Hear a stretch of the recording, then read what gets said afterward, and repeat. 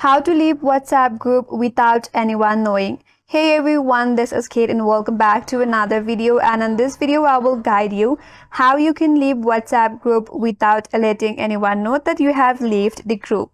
So without any further ado, let's get started.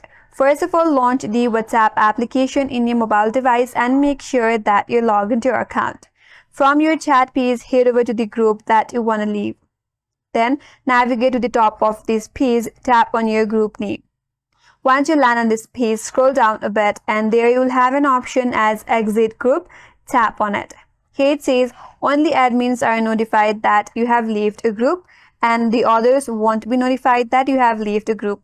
Here you have two options. You can simply exit the group or exit and delete for me. So according to your preferred choice, you can choose one from there. After you do that, only admins will be notified that you have left the group but not the others. That's how you can leave a WhatsApp group without anyone knowing, and that's all for today's video. Hope this video was helpful, and if you are new to our channel, consider subscribing. Thanks for watching and stay tuned for more videos.